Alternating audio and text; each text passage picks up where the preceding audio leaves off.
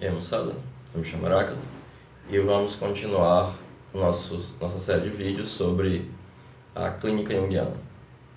Mas, antes de nós começarmos, se você puder dar um joinha, se inscrever no canal, ativar as notificações, ajuda bastante. Bom, hoje vou falar com vocês sobre o que é que o Jung entende por psicoterapia. Talvez devesse ter começado com isso, né? Mas, whatever. Bom, tudo que eu vou falar aqui vai estar em 2 livros: A Prática da Psicoterapia e Psicologia e Alquimia. Vale eu trazer só uma coisinha do Psicologia e Alquimia.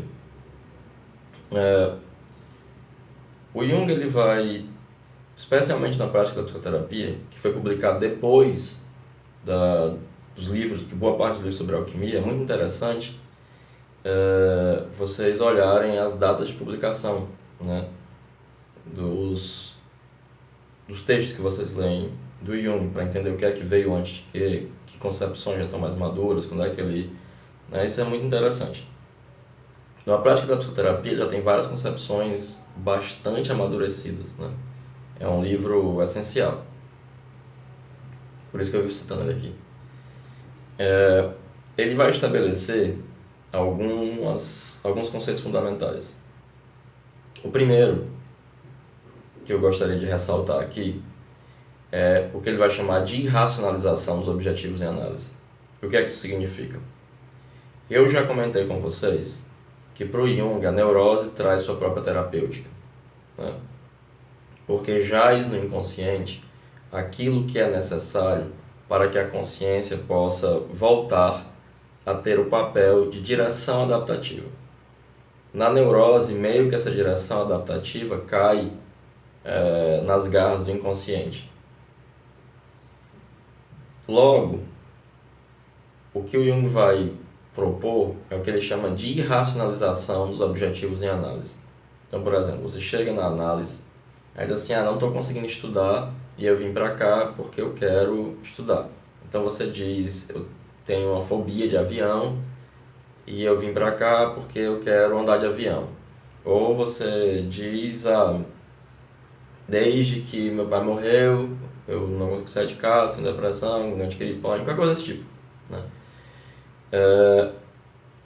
Para o Jung, no fundo, sendo você um neurótico, você não sabe por que você está sofrendo.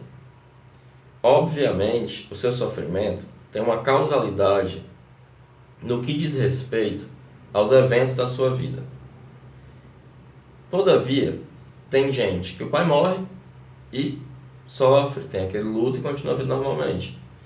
Tem gente que tem medo de avião, mas anda de avião. É por isso que ele vai entender que, por exemplo, seu pai morreu e você desenvolveu uma ansiedade, ou um síndrome do pânico, ou o que é que, como as pessoas chamem hoje em dia, né? Você vai ter uma relação de causa eficiente com aquele evento e o que está acontecendo com você. Porque para o Jung, aquele evento não é causa suficiente. Se ele fosse causa suficiente, qualquer pessoa que perdesse o pai, para usar essa alegoria, desenvolveria ansiedade ou pânico, o que é que seja. Uma afecção psíquica, uma afecção.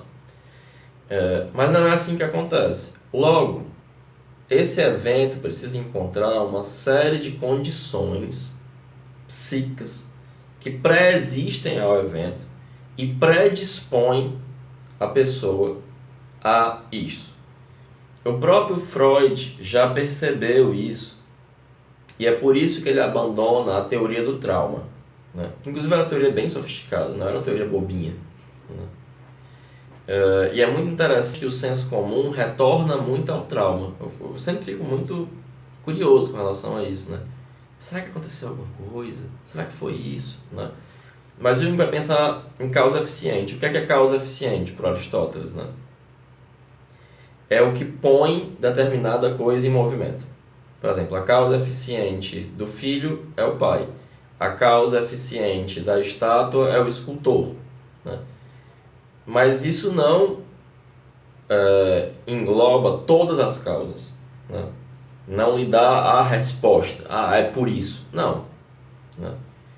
Logo, quando você vai fazer uma análise, o que vai acontecer, o que vai resultar daquilo, ou qual o objetivo daquilo, é desconhecido, tanto para o médico quanto para o paciente.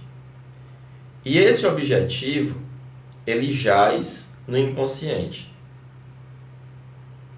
É por isso que Jung vai fazer uma diferenciação fundamental no volume 8, na natureza da psique.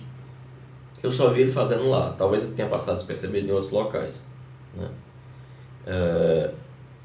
A diferença entre uma pessoa problemática e uma pessoa neurótica. Uma pessoa neurótica sofre, mas não sabe por que sofre. Então você pode chegar para uma pessoa que está com depressão, eu sempre uso esse exemplo. Não é porque tu tá assim, tu é bonita, tua família é legal, tu tem um boy magia, nanana. Por que não é pra faculdade, por que tu não trabalha, por que tu não vai pra umas festas? Não sei. Só sei que eu tô assim. Isso gera um sentimento de ainda maior tristeza, e é por isso que o sofrimento neurótico é um logro moral. Enquanto uma pessoa problemática sofre, mas sabe por que sofre. Então a pessoa tem um patrão chato, o pai é desgraçado, uma série de coisas, tem um relacionamento abusivo, ele está ali sofrendo, ele sabe por que ele está sofrendo. Não é um logro moral, ele pode se posicionar moralmente diante disso, né? E isso é algo fundamental, de que o médico não sabe qual é o objetivo daquela análise que está se iniciando ali. Tampouco o sabe o paciente. Eu estou pensando em um inconsciente e num papel fundamental desempenhado por esse inconsciente. Isto é levado profundamente a sério pelo Jung, né? E aí ele vai falar de 4 estágios da análise, que são tanto estágios históricos quanto fases pelas quais a análise pode passar. Não necessariamente eles seguem uma ordem, você já pode começar por qualquer um deles, ou as coisas podem estar misturadas, vocês entenderam, né? Ele fala que o primeiro chama a fase da confissão, e ele tem uma relação de parentesco com a confissão católica, mas pela raiz irracional e psíquica. O fundamento das duas coisas é o mesmo. Não quer dizer que a psicoterapia vai derivar historicamente da confissão católica, mas o fundamento irracional e psíquico, a raiz irracional e psíquica é a mesma. Ele vai dizer que historicamente essa fase é representada pela teoria Breuer, né? A teoria catártica, o método catártico é a teoria do trauma, em que por meio de uma confissão mais ou menos completa, a pessoa abreagia, ou seja, fazia desaparecer os sintomas através de uma catarse, que era uma profunda explosão emocional, que você se tremia, vomitava, sangrava, chorava, um monte de coisa, é um negócio bem esquisito. E aí o Jung vai dizer que alguns processos psicoterápicos, quando a pessoa consegue revelar um segredo para o analista, né, e consegue reagir o sintoma, tá ok, ela vai para casa, né? Até porque para o Jung, uma análise dos instintos é algo que ele compara a uma cirurgia e não deve ser feita de maneira leviana, nem com todo mundo, né? Ele vai falar também do segredo, que o segredo individual ele tem um valor de um veneno. Por quê? Porque ele separa das pessoas. Ele vai explicar isso muito bem no seminário sobre análise de sonhos, que ele vai dizer que, pensando numa comunidade antiga, né, naquelas comunidades pequenas de lavradores, todo mundo sabe da vida de todo mundo. Não tem esses segredos, né? Todo mundo sabe que a fulano dormiu com fulano, que o filho é do outro, que a mulher fugiu com não sei quem e tal. E isso gesta a noção de comunidade. Na hora que você tem um segredo, você está separado. Você está à parte. Tem algo que você não pode contar para os seus e lhe aliena dos seus, né? Ele vai falar que tem dois tipos de segredo. Um segredo individual, que é venenoso, e um segredo coletivo. O segredo coletivo, o segredo religioso, ele funciona como uma proteção psíquica contra a tendência à massificação. Porque você vai ter um contrapeso psíquico religioso, e ele vai citar, e isso ele explica muito bem no Presente e Futuro, é outro livro que eu recomendo muito a leitura, O Mistério dos Eleusis, que era um segredo compartilhado por muitas pessoas, né? E ele fala até mesmo que historicamente existem bispos da igreja que mesmo depois de convertidos ao cristianismo, e eles participavam dos mistérios eleusis, jamais revelaram os segredos, os mistérios eleusianos, né? Então, o segundo estágio seria o que ele chama de estágio do esclarecimento, em que entra a problemática da transferência, em alemão, Übertragung, né? Eu vou ter um vídeo só para tratar da transferência, em que eu vou expor as ideias que o Jung coloca no Aberração, Análise dos Sonhos e Transferência, na parte em que ele trata da transferência. Esse eu vou ter que dar uma estudadinha. É bem complicado. De qualquer sorte, ele vai dizer que, historicamente, isso corresponde à psicanálise freudiana. Por quê? Você vai ter sujeitos que estão identificados com as imagens parentais, e desta identificação com as imagens parentais, eles tiram poder e autoridade. Mas, por estarem identificadas as imagens parentais, eles não são eles mesmos, eles são papai e mamãe. Só que essa identidade dá para eles uma iniciativa e uma grande capacidade de fazer coisas.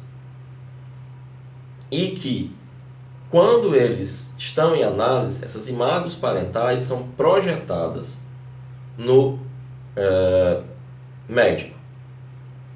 No tipos psicológicos, creio que no capítulo 5, ele esclarece sobre a empatia, a Einfühlung em alemão, que a transferência é um tipo de empatia que acontece na clínica. Eu vou encontrar um conteúdo subjetivo em um objeto externo.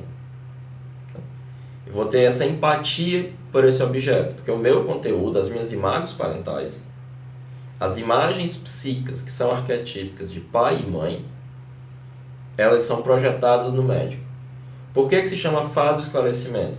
Porque é preciso, através da interpretação, esclarecer essas imagens parentais. E aí você tem todo o processo da psicanálise freudiana e o método redutivo. Não necessariamente a psicanálise freudiana, mas um método redutivo. Em que, na verdade, podem estar em questão vários instintos, mas para o Freud estava em questão de maneira quase que exclusiva, mas depois ele vai pensar em dois, não sei o quê, a sexualidade, né? Que para o Jung, o que o Freud está chamando de sexualidade, no fundo é um pan-eros, é tudo, né? E aí se perde o caráter específico da sexualidade, né? Se for estudar psicanálise, vai fazer a diferenciação entre sexualidade, genitalidade, etc. O próximo estágio, né, você vai ter o que ele chama de fase da educação, que corresponde à psicologia individual de Alfred Adler. O Adler ele vai contribuir com várias coisas na psicologia do Jung. Apesar de que a psicologia do Adler era uma psicologia simplória, né? O Jung fala que ele nunca passou do estágio do mestre-escola, né? E o próprio Adler se orgulhava da simplicidade da sua teoria, do seu método, né? Da psicologia do Freud, o Jung vai tirar a projeção e a transferência, são termos freudianos. Da psicologia do Adler, ele vai tirar a noção de inflação ou semelhança a Deus, que o Adler tira do Goethe, e a perspectiva de que a neurose ela possui, além de uma causa, um sentido, uma direção. E Jung vai dizer que o Adler foi o primeiro a perceber isso e a enfatizar isso. Mas na fase da educação você tem a seguinte coisa, tudo bem. Você esclareceu a transferência, mas agora você tem crianças sem iniciativa e tal. E vai ter um momento em que você vai precisar, de fato, educá-las para o ser social. Mutatis mutandis, né, com máximo grano salis, isso corresponderia mais ou menos à abordagem da terapia cognitiva comportamental e ainda menos, fazendo uma comparação muito complicada, ao behaviorismo. A maneira como você vai tentar fazer metas, estabelecer coisas, faz tal coisa, não sei o quê. Isso pode estar presente na psicologia do Jung, como que ele vai chamar de a fase da educação. Eu cito o exemplo da filha eu esqueci o nome do... É um ricaço, né? Tem até o Rockefeller, que foi à Suíça e ela tinha medo de trens. E aí o Jung disse assim, olha, você tem muito tempo nas mãos, tem muito dinheiro, pegue o seu motorista e o seu Rolls Royce, pega uma determinada linha que vai subindo uma montanha, que vai parando a cada estação, e quando você ficar com medo, você desce da estação e o seu motorista leva para casa. E você vai fazendo isso até chegar no topo. E assim ela o fez, né? E assim ela, isso muito antes do Skinner. Sonhava nem nascer o Skinner. E ela assim o fez de fato.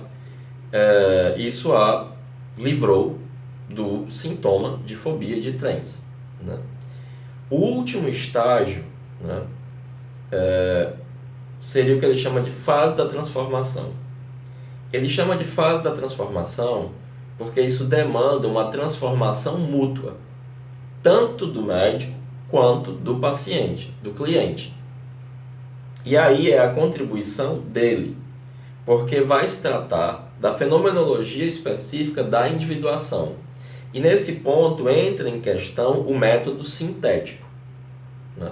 Não é simplesmente o método redutivo, presente tanto em Freud quanto em Adler, mas sim o método sintético. Jung usa sintético em sentido quase kantiano e também em sentido hermenêutico, porque a interpretação ela vai gerar algo novo. Ela vai gerar, quando eu vou interpretar um sonho, uma visão, alguma coisa, essa interpretação, que já vai ser a progressão da libido em direção à nova adaptação, ela vai criar um novo sentido, gestar um novo sentido. É por isso que o Jung vai dizer que o método dialético, e o Jung tem um método, chama-se método dialético, ele é um método para gerar novas sínteses. E ele vai ser também um método analítico. E aqui eu gostaria que vocês prestassem muita atenção, porque o Jung ele delimita de maneira muito precisa os termos. Eu li outro dia para os meus alunos uma passagem do James Joyce, do A Portrait of the Artist as a Young Man, né? O retrato do artista quando jovem, em que o Stephen Dedalus conversa com o reitor da escola que ele dava aula. E ele começa a falar as coisas e o reitor interpreta do jeito que ele quer. E aí o Dedalus vai dizer a seguinte coisa: repare que as mesmas palavras nos meus lábios podem ter um sentido diferente das palavras nos seus lábios. Porque existe um sentido do mercado e existe um sentido da literatura. A maioria das pessoas, quando vê o Jung falando, entende pelo sentido do mercado, quando na verdade é o sentido da literatura. Por quê?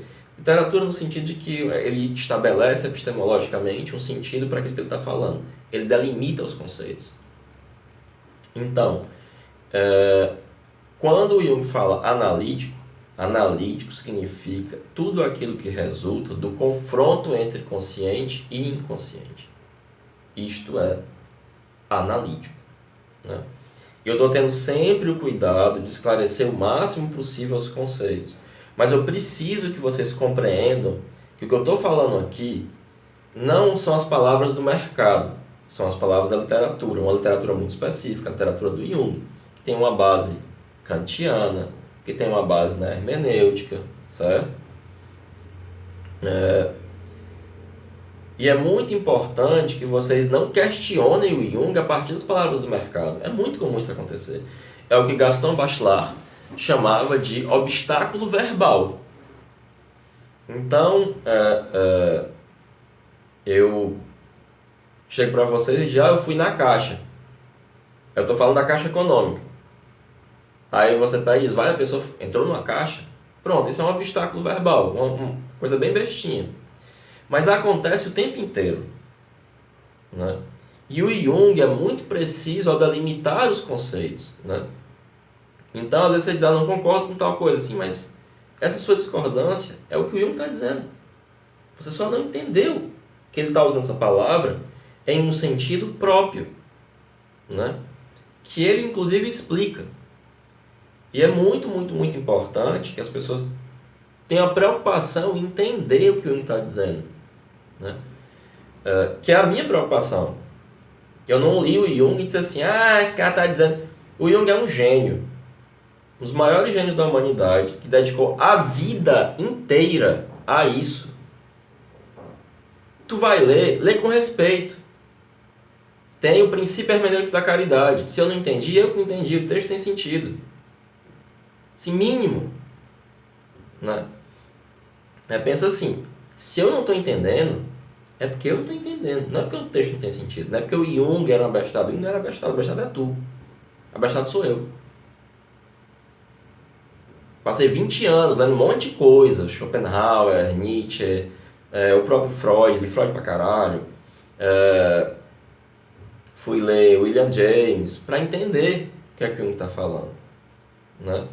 Então é preciso entender que os termos do Jung não são os mesmos do mercado, são os da literatura, para usar a expressão do Stephen Dedalus, do personagem do James Joyce.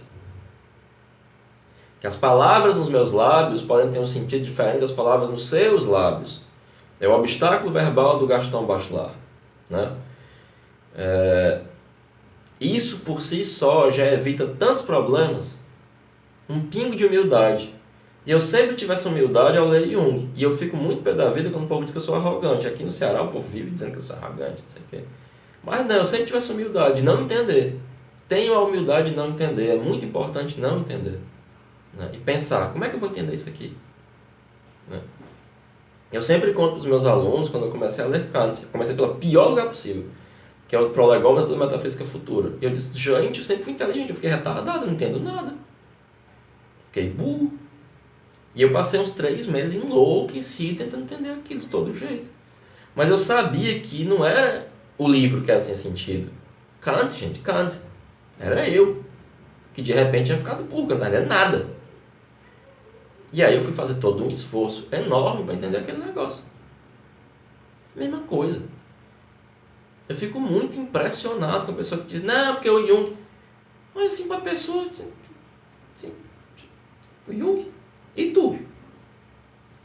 Escreveu o quê? Qual a tua obra? Fez o quê? Quanto esquizofrênica que tu tratou lá no Burgos? Assim, estudou com Freud? Estudou com Pierre Janet? Sabe? Sim, gente, pelo amor de Deus. Mas voltando, né? Deixa a minha... Pronto, passou. Tô bem. Né? E aí entra em questão, na fase da transformação, a individuação. A temática específica da individuação.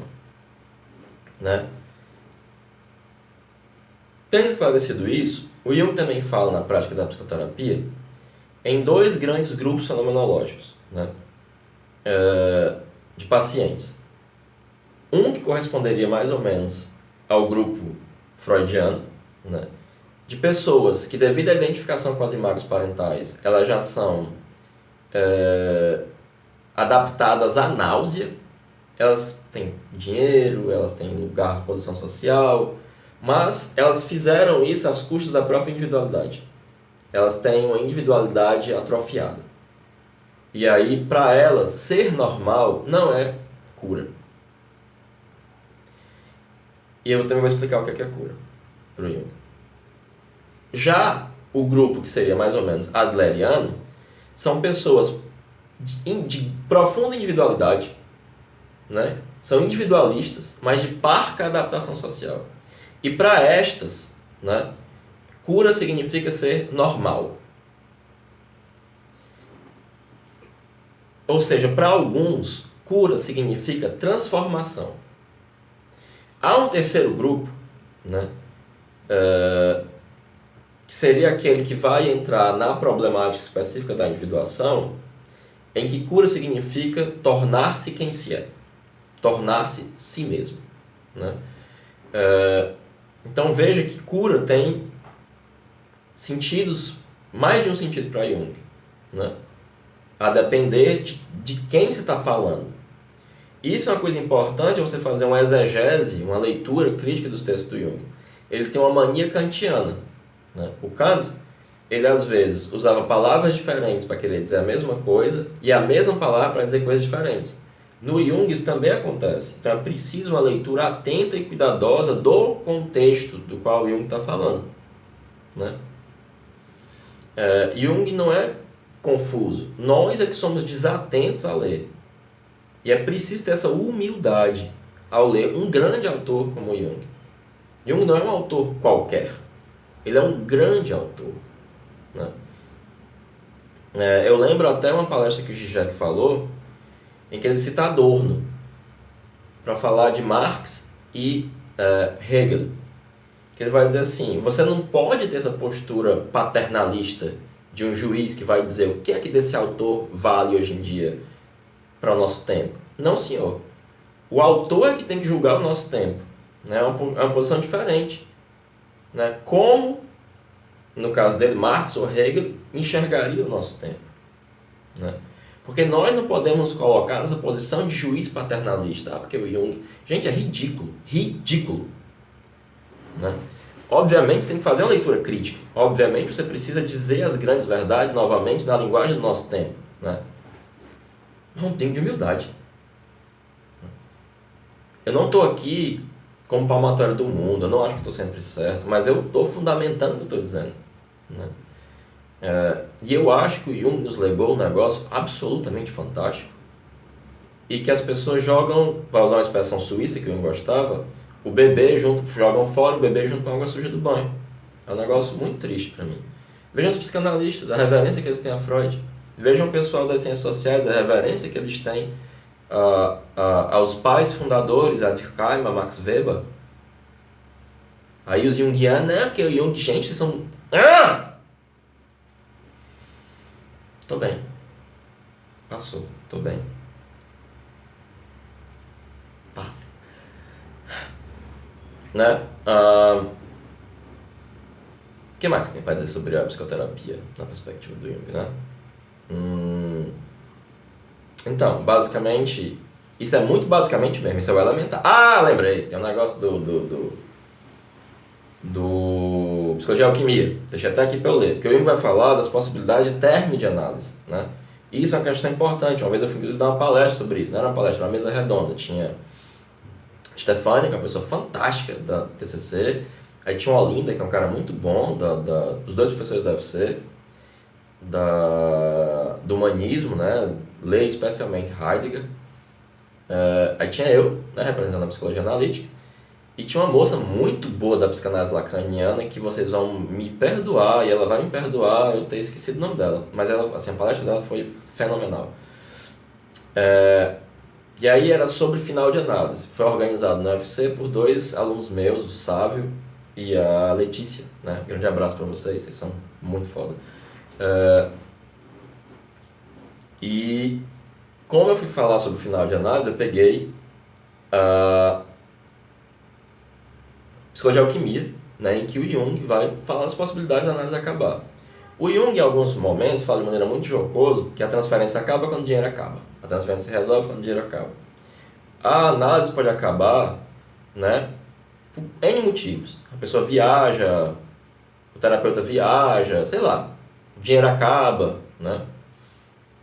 Mas, no Psicologia e Alquimia, ele vai falar, né? É o parágrafo 3, Psicologia e Alquimia. Inclusive, ele explica aqui também o que é analítico.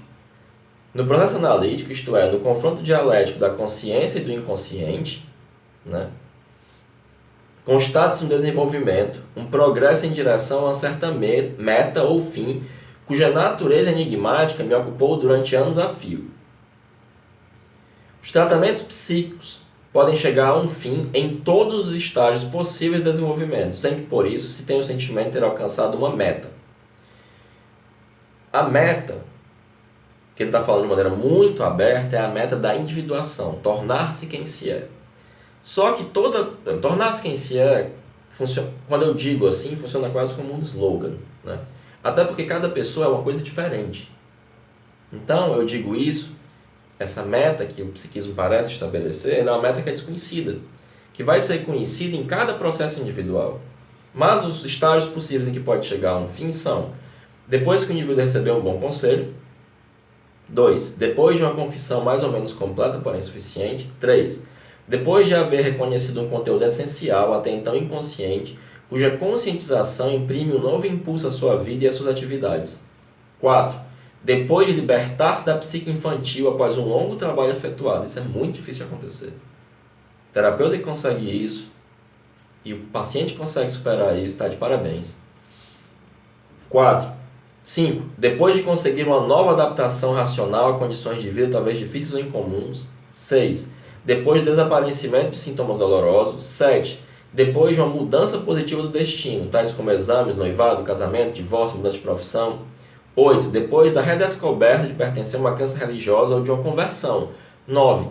Depois de começar a dirigir uma filosofia de vida. Filosofia no antigo sentido da palavra, de uma Weltanschauung, uma cosmovisão. Sendo que o final mesmo do consentimento de completude é estar buscando esta meta, né, da individuação, né, que a priori não sabemos qual é, mas sabemos que o psiquismo está dirigido a um fim, né? É isso, moçada. Desculpem os momentos em que eu fui um pouco grosso, né? Acontece. Eu não sei se vocês estão vendo, mas o Jung é um negócio impressionantemente massa. Que as pessoas... Ai, não, era místico. Gente, meu Deus do céu. Ai, não, Jung, hoje em dia tem um pessoal que... Quem superou? Pode ser que eu esteja errado. Se eu estiver errado, por favor, argumentem. Eu não sou uma pessoa teimosa, turrona, mas eu estou muito tranquilo com as coisas que eu estudei, com as coisas que eu falo. Se você puder me intranquilizar, o faça, por favor, né? Ficarei profundamente grato. Mas até aqui, eu tenho um vídeo que se fala muita bobagem. Eu peço desculpa, aí em seguida eu... Mas é isso, estamos aqui para discutir, estamos aqui para debater, estamos abertos, questionem, discordem, sei lá. É isso, é nóis, esse vídeo ficou longo, mas eu acho que deu para explicar um monte de coisa. E isso tudo tudo que eu falei tá no volume 8, tá na prática da psicoterapia, tá no Psicologia e Alquimia e tá no Tipos. Vão lá e leiam. É isso, é nóis, valeu, falou, é isso aí, tamo junto.